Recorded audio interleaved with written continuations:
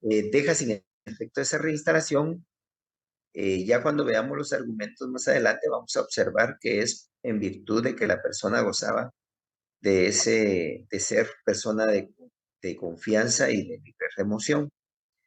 Acá el demandado fue el Estado de Guatemala, que les dije yo que es a través de la Procuraduría General de la Nación. En este caso es la Secretaría de Planificación y Programación de la Presidencia, la entidad nominadora.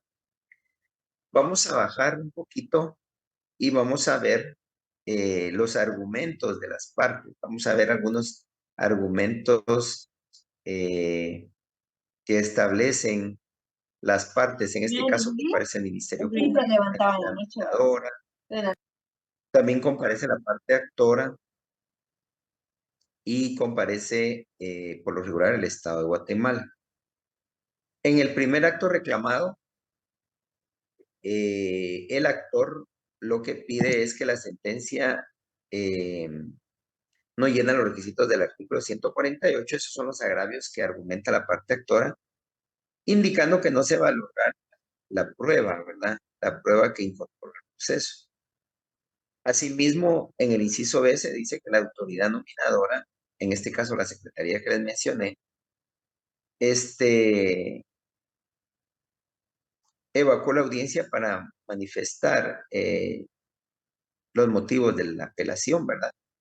Fuera de plazo. Entonces, en este caso, cuando se hace fuera de plazo, automáticamente no cumple con los requisitos y esto hace que quede fuera del proceso para describir agravios, ¿verdad?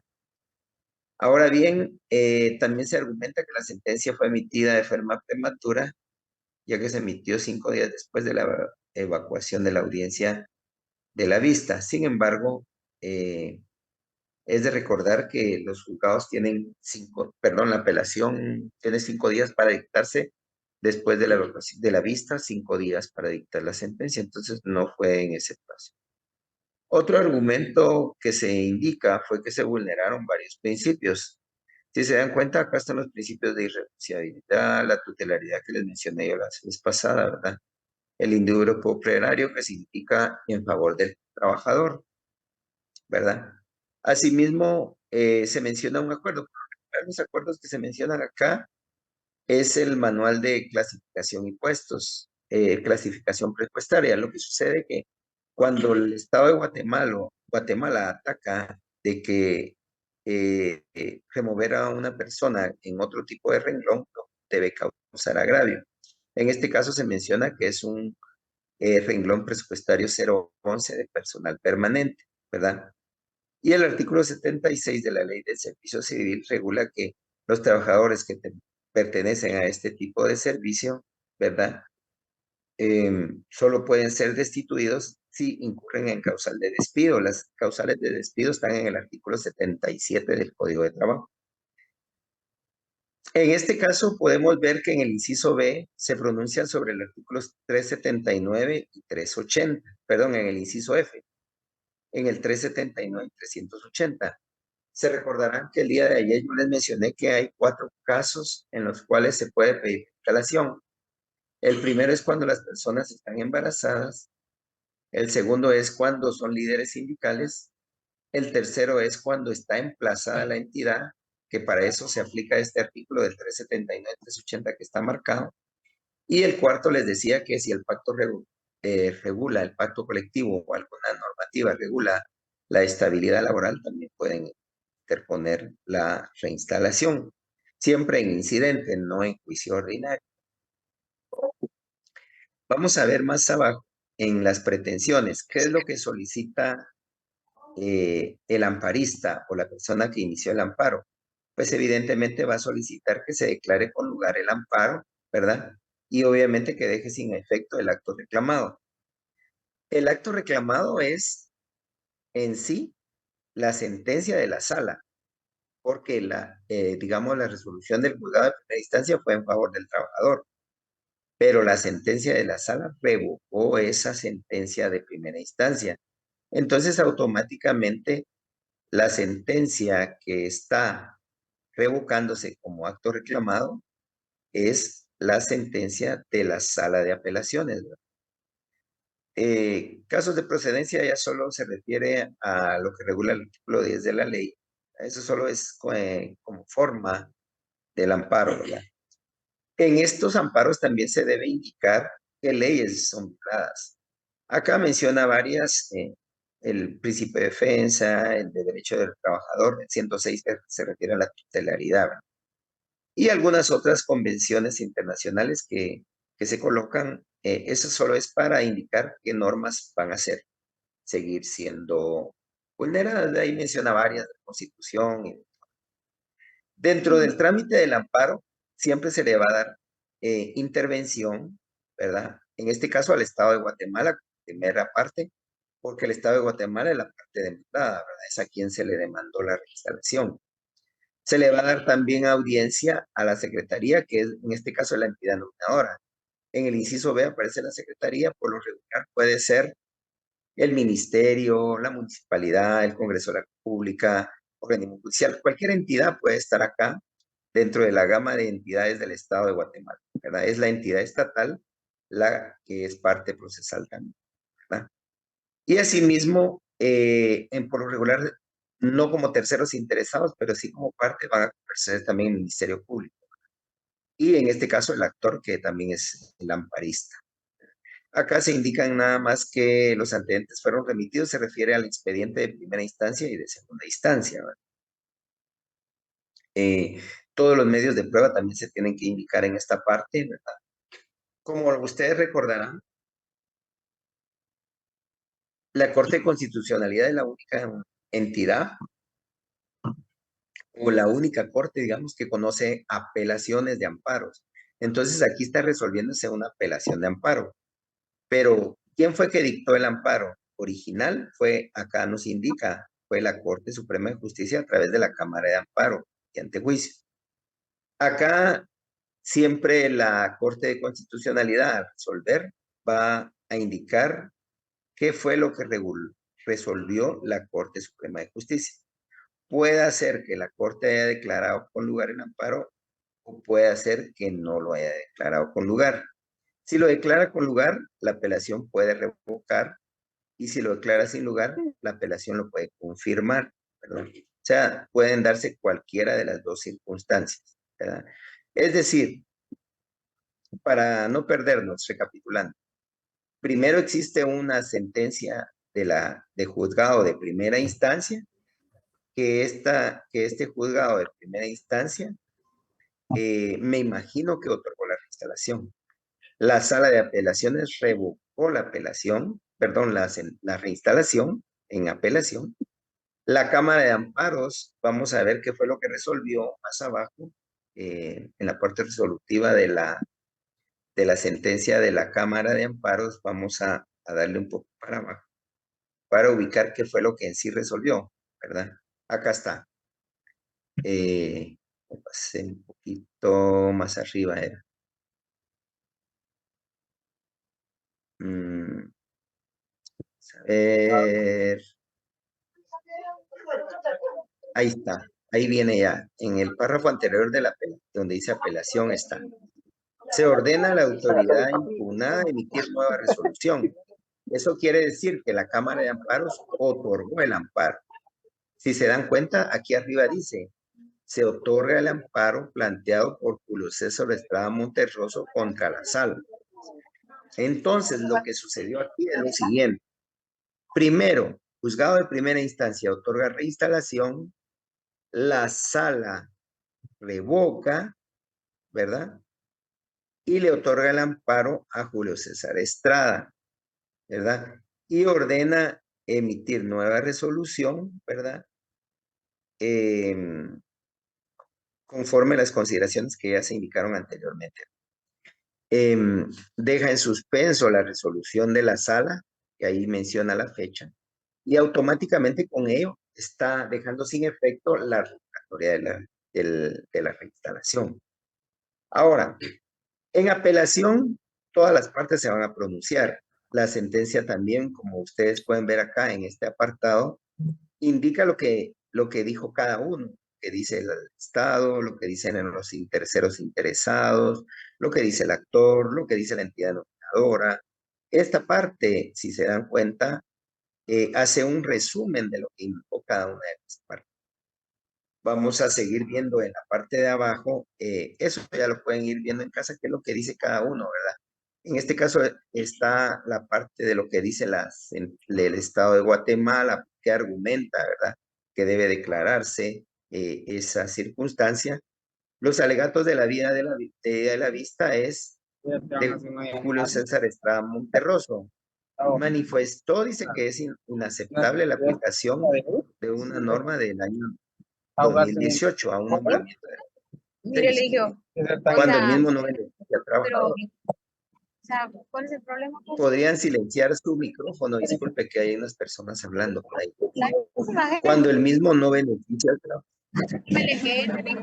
Es por ello. Ya picaste los huevos al toro, a partir de hoy.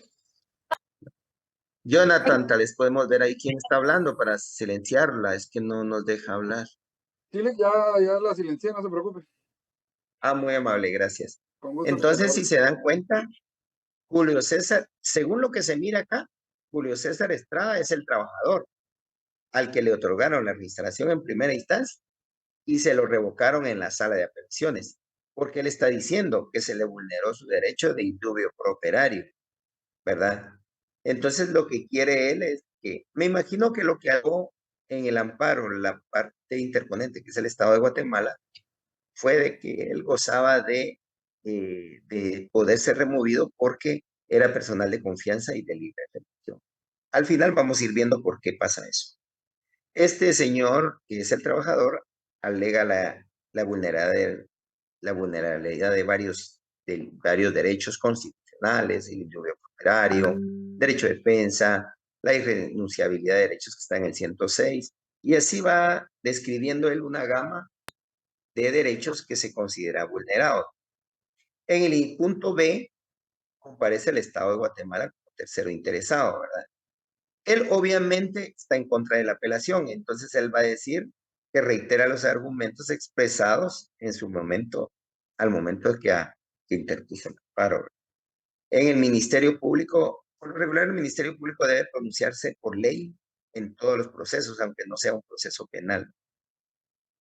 El MP únicamente va a hacer un análisis de jurisprudencia, por lo regular, indica más o menos sobre qué se refiere su argumento, si se declara con lugar o sin lugar, aunque no tiene mucha relevancia, a veces no tiene mucha relevancia, porque lo que importa es lo de las constancias procesales, ¿verdad? Por lo regular, el Ministerio Público no tiene acceso a ellas, porque únicamente se va a basar en jurisprudencia o en casos similares para darle una visión al tribunal de cómo se ha resuelto en otros casos similares. Entonces, este es el pronunciamiento del Ministerio Público, que por lo regular se opone a veces al amparo y a veces dice que no se oponen, no tiene una sola directriz dependiendo de cada caso concreto. Más abajo vamos a ir viendo que también se pronunció, bueno, ya se pronunciaron, auto para mejor fallar. Este auto para mejor fallar no siempre se dicta, ¿verdad? Por lo regular, no se dicta solo cuando hay duda del tribunal para traer a la vista documentos. Y en este caso, la Corte de Constitucionalidad sí solicitó a la Sala de Apelaciones que remitiera a la Corte copia completa legible en formato impreso o digital el contenido del disco compacto del expediente completo de las constancias procesales. Puede ser que no las tenía completas el tribunal y sí necesitaba analizarlos. Se refiere al proceso de primera instancia, que es el proceso del juzgado de primera instancia de trabajo, y se refiere al proceso de segunda instancia, que se refiere al proceso de la sala y al conflicto colectivo, porque para plantear reinstalación tenía que existir un conflicto colectivo. Entonces, si se dan cuenta, son dos números diferentes. Uno que pertenece al año 2019 y el otro que corresponde al año 2015. El conflicto colectivo se planteó, según esto, en el año 2015, ¿verdad? Y es cuando dictaron el emplazamiento. Ahora, aquí viene la parte toral de la sentencia, el considerando uno. Por lo regular, el considerando uno nos da una visión de lo que el tribunal, en este caso la Corte de Constitucionalidad, va a resolver. Y si se dan cuenta, dice, por principio jurídico de primacía de la realidad, la categorización de empleado de confianza o de representante patronal se define además de las prevenciones legales. ¿A cuál se refiere esas previsiones legales? Se refiere a documentos, normas, donde se indica que el trabajador es de confianza. Por ejemplo, colectivo. Dice, esta entidad nominadora, ¿verdad? X, va a tener como personal de confianza los siguientes: CONEAVES, secretarios, asesores, funcionarios. Entonces, en el considerando uno que estamos analizando, a eso se refiere las previsiones legales. Es decir, que la clasificación, dice, debe encontrarse en la ley, sea ordinaria, especial o profesional. Ordinaria se refiere a una ley, especial puede ser un documento único de la entidad, o profesional que se refiere al pacto colectivo. Entonces, si está en cualquiera de estos como categorización de personal de confianza y libre remoción, debe tomarlo en cuenta el tribunal. Pero aquí hay un giro jurisprudencial porque antes solo se utilizaba este primer párrafo. Si la norma decía que era de confianza, automáticamente no gozaba del derecho de instalación. Si la norma decía que no era de confianza, no estaba dentro de la gama de puestos, entonces no se consideraba eso. Pero aquí la CC agrega algo y dice, además debe ver las funciones específicas del puesto. Es decir, no basta con que diga la ley ordinaria, la especial, la profesional, que la persona es de confianza, sino que debe de existir en el contrato qué funciones ejerce. Por ejemplo, si dijera en un contrato que él tiene que dirigir a 10 personas, que él es jefe de un grupo, de una unidad, y que él debe rendirle informe al patrono sobre la función que realizan sus subalternos, automáticamente le está diciendo que es de confianza. Entonces, a eso se refiere la Corte de Constitucionalidad en el primer párrafo. Como podrán notar, en el primer considerando, por lo regular, se indica que se da una idea de que ya va a resolver la CC. No se necesitaría llegar hasta la parte resolutiva que está en la parte final, porque aquí ya nos está dando una idea en el considerando uno, que él dice, la CC, que debe analizarse esos dos presupuestos. Si no lo analizó la sala en su sentencia, va a ordenar revocar la sentencia, ¿verdad? Porque eso es lo que está diciendo. Y de ahí en el punto 2, considerando 3, 2, 4, por lo regular van a hablar de los antecedentes, cómo se movió el proceso desde primera instancia, cómo llegó a la sala, qué se dijo, qué dijo cada uno de los tribunales, ¿verdad? Tanto el juzgado de primera instancia, que en este caso es el 12º, qué dijo la sala de apelaciones. Entonces, en el considerando 3, 4, por lo regular se va a decir todo ello. Vamos a tratar de bajar el último considerando, porque por lo regular es donde ya aterriza la Corte y va a decir qué es lo que va a resolver. Vamos a ir bajando hasta llegar al considerando, creo que va a ser como el cuarto más o menos, o tercero más o menos.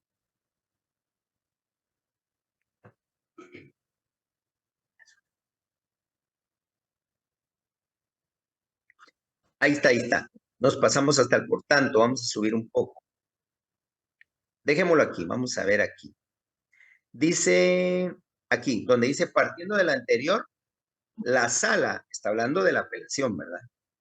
Además de lo precisado en las líneas precedentes, debió tomar en consideración al dictar nuevo pronunciamiento el artículo 32 de la Ley de Servicio Civil, que establece quiénes son personas de servicio exento, ¿verdad?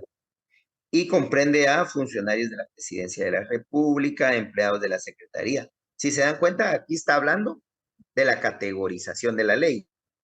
Entonces, ahí lo que está haciendo la CC es un análisis de lo que dice la ley, ¿verdad?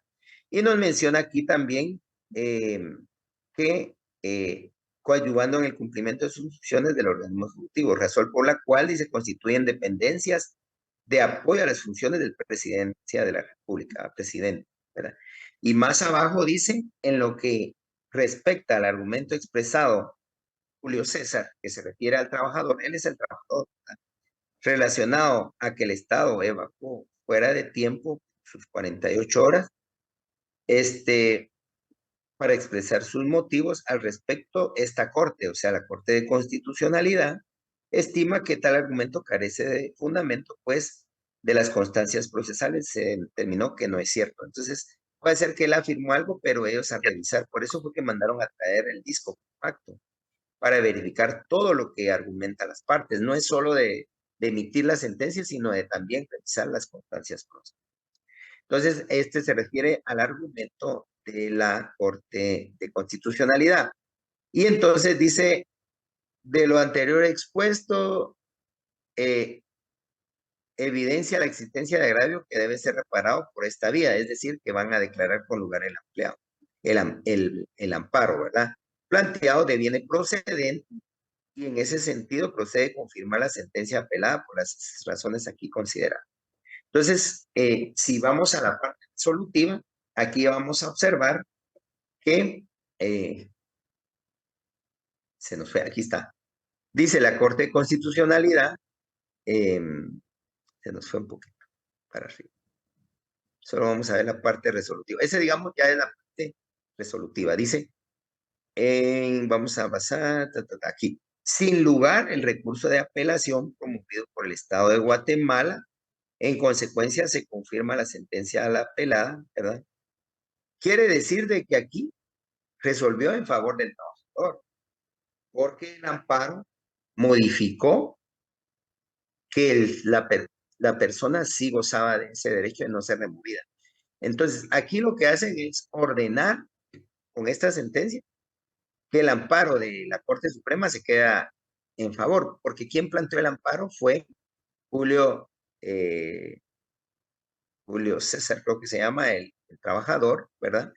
Y él al final tiene derecho a no ser removido, porque la CC, me imagino, vamos a subir un poco considerando anterior, me imagino que bajar, regresar, vamos a regresar, regresemos, Julio César, ahí estamos, pero vamos a ver más arriba, anterior a este párrafo, aquí está.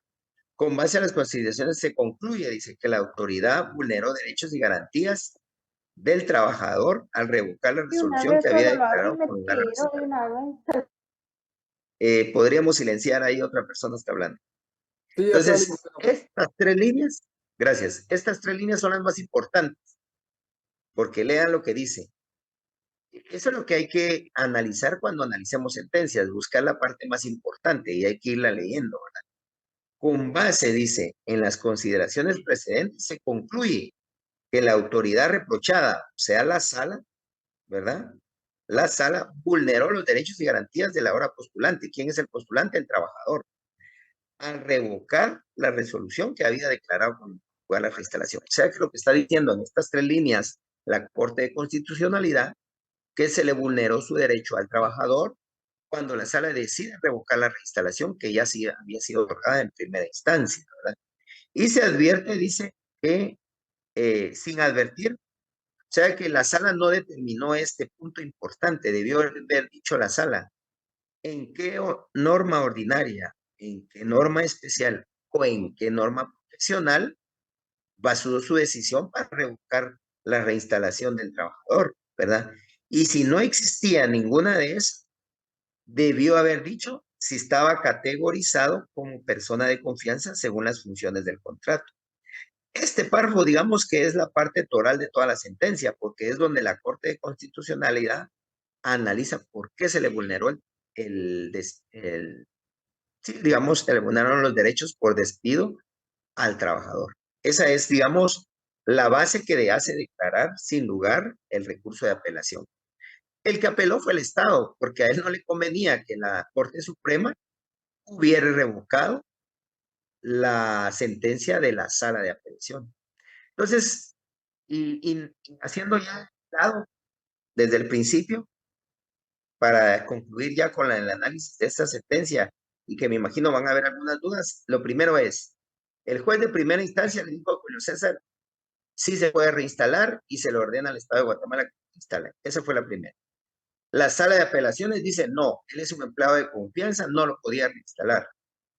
La Cámara de Amparos o Corte Suprema dice, no, usted le vulneró su derecho al trabajador porque no verificó la normativa ordinaria, especial o profesional, que él era personal de confianza, y tampoco verificó las funciones, según el contrato, que ejercía él, si eran de confianza o no.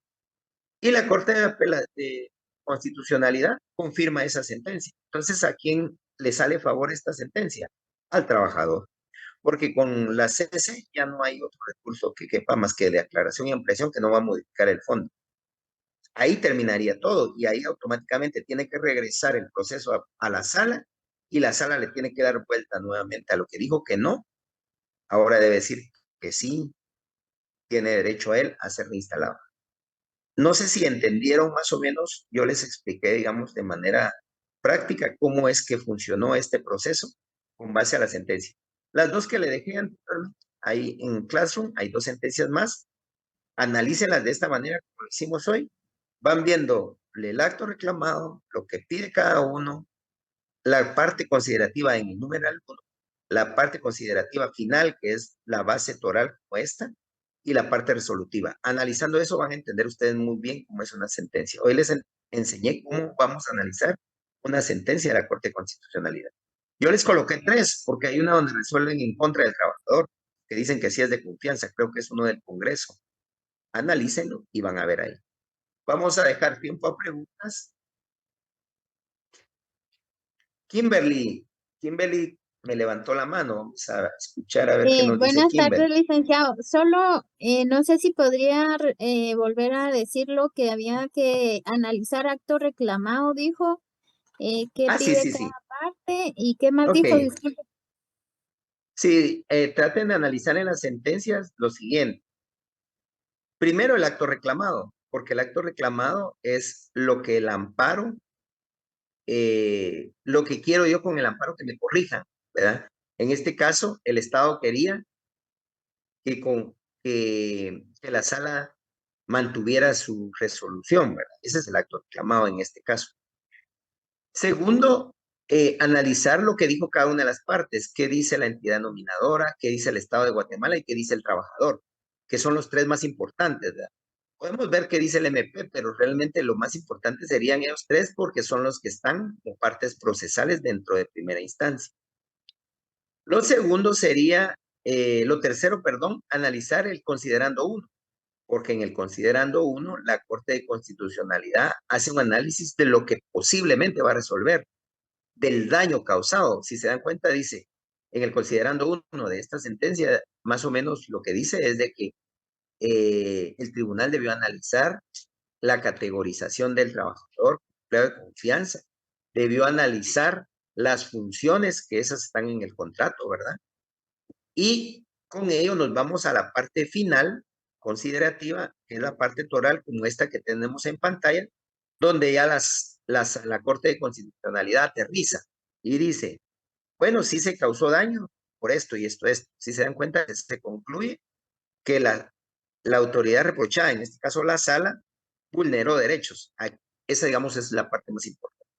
Y ya con él, en el siguiente párrafo nos dice por qué vulneró derechos y con lo cual concluye en el por tanto, analizar el por tanto. En este caso, el por tanto es sin lugar la apelación del Estado de Guatemala.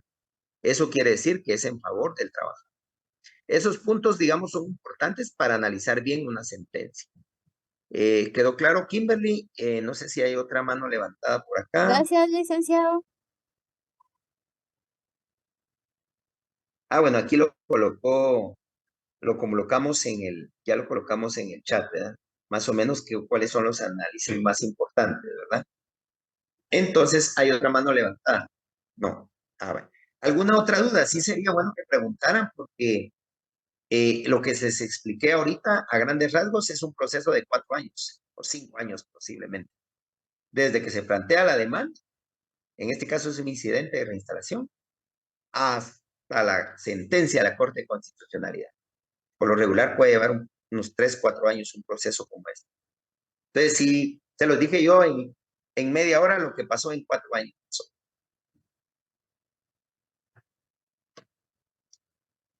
¿Quedó claro? Diana. Licenciado, una pregunta. con lo que usted está diciendo ahorita, porque es que los procesos laborales, o sea, son tan largos, o sea, de tiempo, o sea, ¿por qué tardan hasta 4 o 5 años para dar una sentencia? Sí, lo que pasa es que, mire, todo lleva plazos, ¿verdad? Por ejemplo, yo presento mi demanda, pero atrás de esa demanda hay 400 demandas en la admisión de demanda, ¿verdad? Tienen que asignar cada demanda a un juzgado. Son 30 juzgados en Guatemala. Son 15, pero son pluripersonales, se convierten en 30. Cada juzgado tiene una carga de promedio de 1000 expedientes, si no es que más. Entonces, tienen que señalar audiencias en el plazo que le permita, según la carga laboral.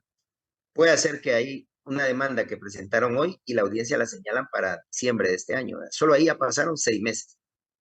Llega la audiencia, interponen cuantos recursos puedan ver, puede ser que la parte patronal plantee recursos, puede ser que la parte actora plantee recursos si no le gustó lo que resolvió el juez, y se va a la sala, vuelta un año y regresa al año y el proceso no ha terminado, todavía estamos en primera instancia. Llega a instancia y dicta sentencia. Digamos que dictó sentencia de esa demanda que presentaron hoy en junio del año 2026. ¿Qué cabe ahí? Recurso de apelación. En el recurso de apelación se va a la sala y dura un par de meses en lo que llega a la sala, le dan audiencia a las partes para que pronuncien sus agravios, señalan vista. Las vistas actualmente en las salas de apelaciones van al 2027. Estamos hablando de 2 años. Porque no se pueden humanamente realizar 500 vistas en un día, ¿verdad? Es imposible, ¿verdad? Una vista se lleva un promedio, si fuera pública, una media hora.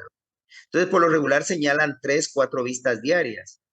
En los 365 días del año no podríamos contarlos, porque a eso le tiene que restar sábado, domingo, feriados, asuetos, ¿verdad? Entonces, digamos que la sala señale 40 vistas mensuales. Tiene que dictar 40 sentencias mensuales, ¿verdad? Pero no dicta solo 40, dicta 40 por cada magistrado. Estamos hablando de 120 vistas mensuales. Y esas 120 sentencias que salen en un mes se van por lo regular a la acción de amparo que va a ir a dar una subvuelta, un subaño a la Corte Suprema. Y después apelan otro subaño a la Corte de Constitucionalidad. Pero es más por la cantidad de procesos existentes, ¿verdad? Es una cantidad exagerada que no imaginan ustedes cuando ingresa diario demandas tras demandas, ¿verdad? Entonces, en Cámara de Amparos hay un promedio de 1000 también. Si se dan cuenta, esta sentencia, vamos a ver si tiene el número aquí arribita, en la esquina de arriba. Esta sentencia, por ejemplo, es del año 2022, pero en el 2022 ingresó según el expediente, ¿verdad? Pero fue dictada hasta el 2024, 2 años después.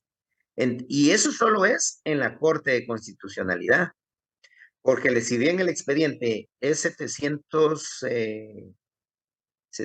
y algo, guión 2022, 724-2022, quiere decir que ingresó en el año 2022. Pero si vamos al encabezado de esta sentencia, dice año 2024, porque conllevó una gama de audiencias, una gama de las partes, ¿verdad? Es del 14 de marzo del 2024, si se dan cuenta. Y estamos hablando de la Corte de Constitucionalidad. Eso sin contar lo que duró el amparo en Cámara de Amparos. Eso sin contar el que duró el proceso de apelación en sala de apelaciones. Sin contar lo que duró el juicio ordinario en primera instancia o incidente de reinstalación.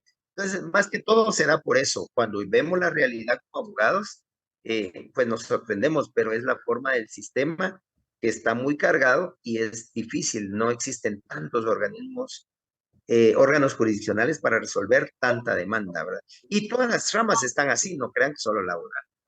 Penal, civil. Penal es un poco más rápido porque todo es oral, pero así tarda. Muchas gracias, licenciada. Diana, quedó claro más o menos cómo es Sí, el asunto. sí, es que siempre he tenido esa duda porque ahorita tengo una amiga que está haciendo su proceso porque estaba en el IX y ahorita pues renunció y también está en eso y Dame el hace nombre. como 4 o 5 años también piensa que va a salir. Jonathan. Pero gracias, Lick. Nínive. Bueno, ahora Nínive me parece que también levantó la mano. Vamos a escuchar a Nínive. Sí, licenciada, muchas gracias. Solo para comentarle, yo hice mi pasantía ahí en Torre de Tribunales, en la Sala Cuarta de Apelaciones, pero solo quería Ok. hacer un comentario que tiene que ver, y ¿En no qué solo sala? en la Sala Cuarta de Apelaciones, en el 11º nivel de Cuarta, Torre de pero no Tribunales, de la ramo laboral. no, del ramo penal, pero mi Ah, ramo comentario penal. viene, Ok, ok. mi comentario viene a lo siguiente. Que yo una vez, bueno, entraba bastante a como ya es una sala donde están apelando, ¿verdad? Si es una apelación Ajá. genérica o algo, pero O me llamó especial.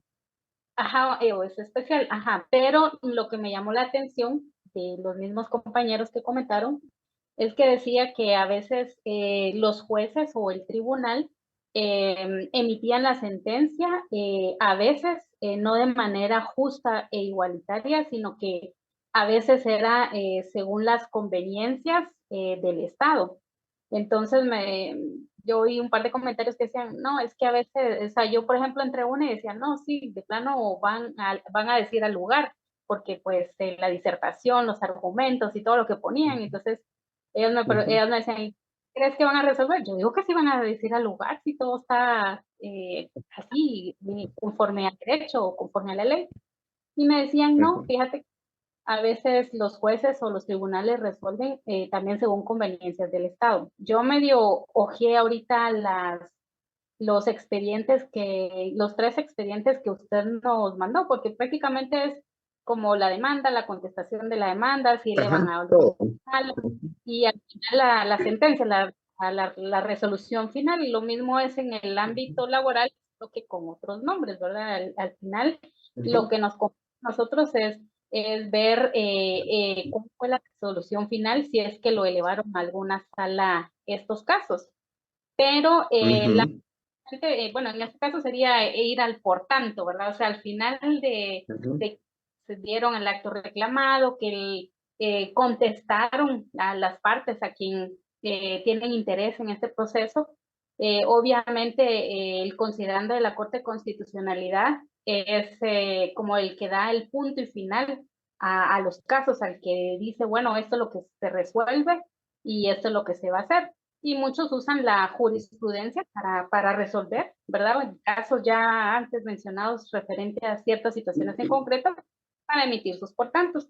Pero entonces yo solo quería hacer una analogía entre lo penal y lo laboral en el sentido de que a veces lamentablemente los jueces o los tribunales resuelven conforme a las conveniencias del Estado.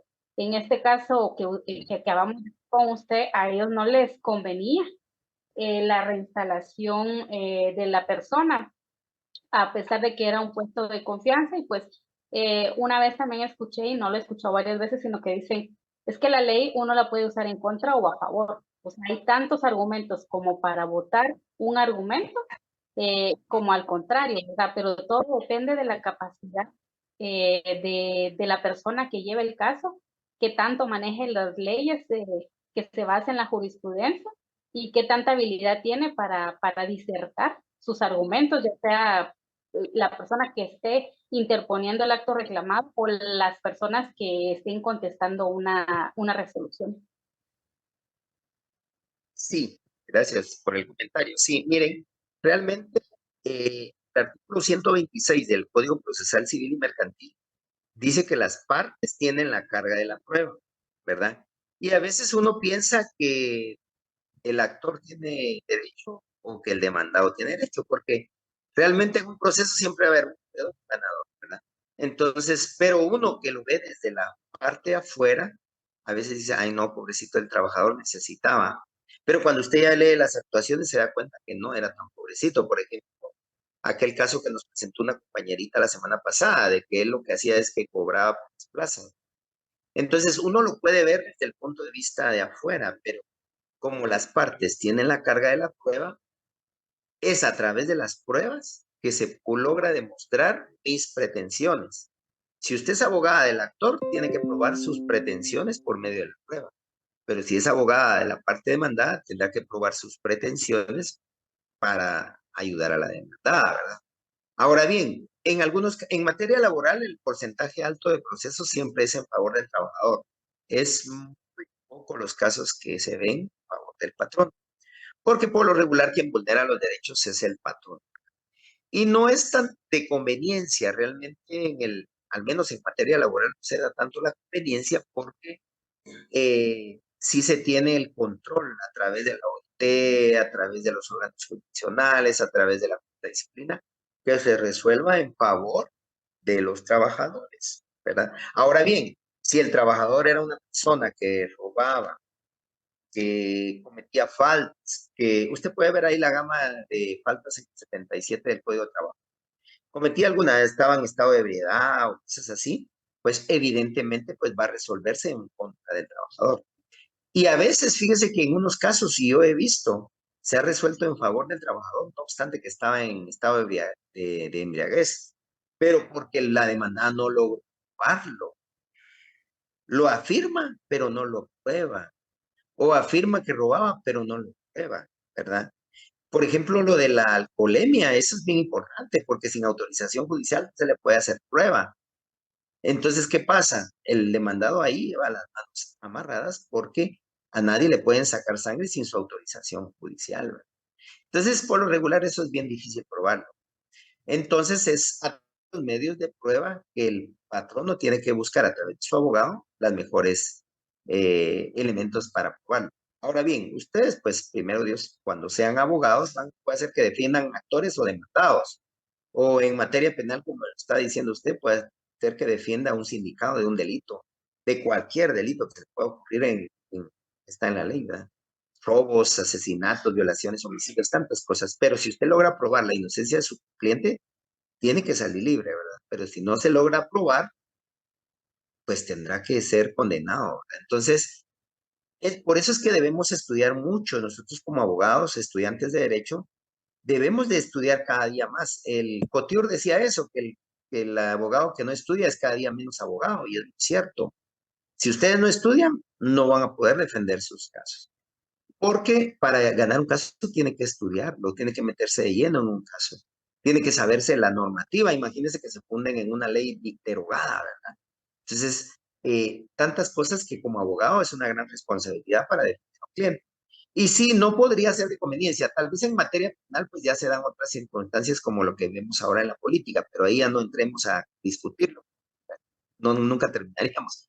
Pero sí, yo he visto muchos hechos donde sí se prueba la culpabilidad del sindicado y lo condenan. O se prueba la inocencia del sindicado y se absuelve. Pero cada rama tiene sus propios matices, cada prueba tiene sus propios matices, y serán ustedes, como futuros abogados, que logren probar la inocencia de su cliente. Yo como abogado, mi interés es ganar el caso, ¿verdad? Probarlo a el lugar. Y si hay falencias en el proceso, como abogado, para mí mejor, porque voy a sacar libre a un cliente, ¿verdad? Entonces es ahí donde podemos observar, ¿verdad? Nínive creo que era la circunstancia eh, de que podrían ver ustedes cómo defender a sus clientes, como defender su caso, ¿verdad? Nini, ahora dice Maribel, Miriam Maribel también pidió su palabra y después vamos a darle la palabra a Person, después de Maribel. Gracias, Miriam licenciado. Buenas Maribel. tardes. Fíjese que tengo varias dudas. La primera es, ¿qué pasa si un cargo de confianza al trabajador es un cargo de confianza según el contrato, pero realmente realiza funciones operativas? ¿Aquí se aplicaría la primacía de la realidad? Tendría que aplicar la primacía y la sentencia que estamos aquí viendo enfrente, porque si se da cuenta, la sentencia dice que si bien es cierto, existe categorización de puestos, también lo es que las funciones debe analizarlo el tribunal. En este caso, la sala y el juzgado deben analizar no solo la categorización de la que me menciona usted, sino también las funciones. Si las funciones determinan que no es de confianza, aunque su denominación diga que sí, debe salir una sentencia, debería salir a favor del trabajador. Ya, y por ejemplo, en este caso se debe actuar si existe duda razonable sobre si un cargo es de confianza o no. Pues como en materia laboral, prevalece el indubio pro operari y si hay duda es en favor del trabajador, ¿verdad? El Código de Trabajo nos regula ese principio de que cuando hay duda debe ser en favor del trabajador. Entonces, esa duda razonable debe ser en favor del trabajador. Aquí no habría duda porque las funciones del contrato lo van a decir, ¿verdad? ¿Qué funciones ejercía? Y si dice usted que es operativa, no tendría ni siquiera un cargo de confianza, ¿verdad? Ya, y otra duda adicional, ¿qué ocurre si se incumple reiteradamente la orden de reinstalación laboral que fue amparada por una sentencia firme? Sí, ahí lo que tiene que hacer el trabajador, si ya se fue a amparo, plantear la ejecutoria del amparo o plantear la ejecutoria del incidente de reinstalación, ¿verdad? ¿Qué debe de ordenar el juez al momento que se le hace ver eso? Certificarlo conducente por el delito de desobediencia en contra del patrón, ¿verdad? Existen unos juzgados que ahora miran todos los incumplimientos. Se puede certificarlo conducente únicamente por instalación, pero si fuera por prestaciones, cambia el panorama porque por prestaciones no se puede certificar, porque la Corte ha dicho que por deuda no hay prisión, entonces no se puede certificar lo conducente por deuda de prestaciones, lamentablemente. Pero sí se puede certificar por desobediencia de reinstalación. Entonces ahí lo que tendría que hacer es ejecutar la reinstalación, ir al juzgado y pedir la certificación de lo conducente en contra del patrono que no ha reinstalado. Le duplican la multa también por no reinstalar, la multa que regula el 379 y 380. Esos serían los pasos siguientes para pedir esa desobediencia del patrono que no quiere reinstalar, ¿verdad? Ya, entonces aquí es donde el papel del Ministerio Público en estos procesos tiene su efecto. Sí, solo que en el caso, sí, son dos situaciones diferentes. Digamos que el Ministerio Público comparece en un amparo porque así lo regula la ley. Debe pronunciarse sobre el amparo. Pero en los casos de desobediencia se certifica ya en el orden penal, no en el orden constitucional, ¿verdad? Ahí tiene que intervenir el MP, hay que ir a traer la sentencia que certificó lo conducente, la resolución, llevarla al juzgado, al MP, ¿verdad? Y presentar usted su denuncia en contra del patrono. Aunque por lo regular, pues el juzgado se encarga de remitirlo al Ministerio Público, porque certificar lo conducente significa oficiar al Ministerio Público, ¿verdad? Y ya con ese conocimiento que tiene el MP, debe actuar de oficio con esa información, ¿verdad? Excelente. En este caso, por ejemplo, cuando se vulnera el debido proceso y la tutela judicial, por ejemplo, cuando un juez tiene la responsabilidad de analizar y omite las pruebas claves en el proceso de amparo, ¿qué procede? ¿En el proceso de amparo o en el de reinstalación? En el proceso de amparo. En el amparo, pues, por lo regular ¿cómo es que dice la ley? Que las pruebas pueden rescindirse, pueden obviarse, ¿verdad? En materia de amparo. Y si ya dentro de las constancias procesales, ya ahora todo lo que está aquí en los antecedentes y que ustedes pudieron ver en los considerandos, pues con eso es suficiente para dictar sentencia, un tribunal de amparo, ¿verdad? Digamos que ahí no se vulnera el derecho, sino que es con base a las constancias procesales que se va a resolver. No es tanto de que se incorpore pruebas, sino que son las constancias procesales, ¿no? Mucho por tener la boca. Entonces aquí en este caso no incurriría en responsabilidad disciplinaria el juez. No. A menos de que la corte lo determine y que usted se lo invoca y lo determina, pues que ella certifique, pero no he escuchado ningún caso donde se certifique por ese motivo que me está mencionando. Muy bien, gracias, licenciado, le agradezco muchísimo. Gerson, ya para cerrar, porque ya van a ser las 5. ¿Y en dónde estarán mis chakras, digo? Me cansé. Gerson no va a hacer su pregunta.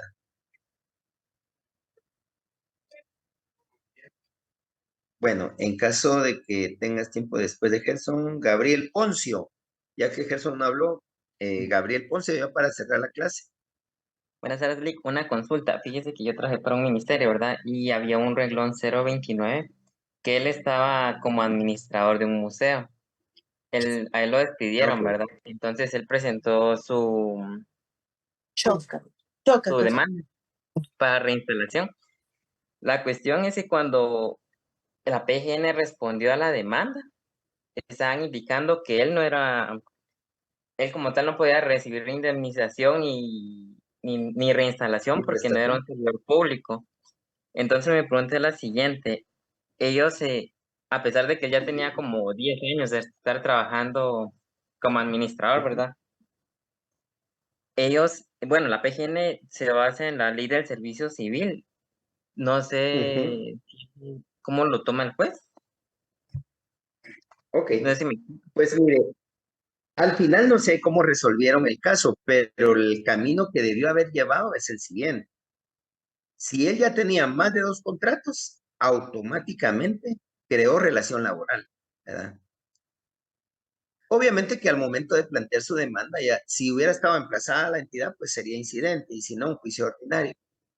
Pero hay 2 situaciones, o pide uno de indemnización o pide reinstalación, no puede pedir las 2 al mismo tiempo, porque son 2 casos diferentes. Si yo pido la reinstalación, pierdo el derecho de indemnización, pero si yo pido indemnización, pierdo el derecho de reinstalación, ¿verdad? Porque son 2 juicios diferentes. Porque no tendría caso darle indemnización a alguien que va a ser recontratado, porque ese es el fin de la reinstalación, ¿verdad? Entonces, ahora aquí lo que debió haber pedido el trabajador, si fue destituido, es la declaración de la relación laboral, por medio de lo que mencionó la compañera anterior, la primacía de la realidad. Ese es el principio de primacía de la realidad. ¿Qué significa la primacía de la realidad? Que se debe de basar el juez con los hechos y no con el contrato. Aunque el contrato dijera 0.29, él puede plantear su demanda y ganar muy bien la instalación, ¿verdad? Ahora, si lo que iba a demandar solo era indemnización, también se puede, ¿verdad? O sea, es el gusto del cliente, lo que el trabajador quisiera. Él quiere que regresara a trabajar, reinstalación. Pero si él considera que ya está bien que finalice su relación laboral, cobra indemnización. El 0.29 no tiene derecho a indemnización y por eso es que el juez tiene que declarar la relación laboral y en la mayoría de casos, en un porcentaje muy alto, se otorgan las prestaciones o la reinstalación para los 0.29. ¿Qué debe probar el trabajador? Desglosar su contrato. Él va a tener sus contratos, son varios. Desglosar que existe relación laboral. Desglosar que existe horario de trabajo. Que existe un salario. Que existen funciones permanentes y no temporales. Que existe jerarquía de un superior hacia mi persona. Y todos esos elementos y la continuidad, ¿verdad? Que fueron los varios contratos. Con todos esos elementos, el trabajador muy bien va a ser reinstalado. O bien le van a pagar la indemnización, depende de lo que haya pedido su pretensión, ¿verdad? Así sería, Gabriel. Gracias, Lick, muy amable. Entonces yo creo que ahí estamos, hemos casi llevado toda la clase hoy analizando esta sentencia. Pienso que fue muy positivo, porque así como la analizamos, analicemos las otras 2 que les puse en el portal. Y yo les voy a preguntar, pues, en el examen, ya en el cuestionario nada más del próximo viernes, que es en Form también, entonces ustedes solo eligen la que más les parezca, ¿verdad? En Forms es más fácil porque va a ser de selección múltiple. ¿Cómo fue la situación de la relación laboral de esta persona? ¿En qué casos cabe el personal de confianza? ¿En qué casos no? ¿Qué es categorización? ¿Qué son funciones? Se me ocurre eso, pues yo solo les estoy haciendo un desglose de lo que hablamos hoy, ¿verdad? Entonces, eso mismo que hablamos hoy se va a evaluar el día viernes. Con eso completaríamos los 10 puntos. Yo ya estoy ingresando notas parciales. Yo calculo que el día de mañana, primero Dios, ya van a poder consultar su nota para ver los resultados de la semana pasada. Para tener idea, ¿verdad? Esperemos, cualquiera que haya faltado más de 3 días, me escribe, porque no va a tener sus 20 puntos. Entonces, para ver si tiene alguna justificación su ausencia, ¿verdad? Porque solo pueden faltar 3 veces y no tendrían los 20 puntos de asistencia, ¿verdad? Estamos con ello, espero que ya todos hayan marcado su asistencia. Jonathan hizo favor de poner el link de asistencia hace media hora. Esperemos que ya todos se hayan anotado. Y con eso hemos terminado la clase de hoy. Esperamos vernos mañana, primero Dios, para la última clase antes del cuestionario del día viernes, ¿verdad? El día viernes será puro cuestionario. Que Gracias, tengan buena tarde. licenciado. Muchas gracias, licenciado. Buenas tardes.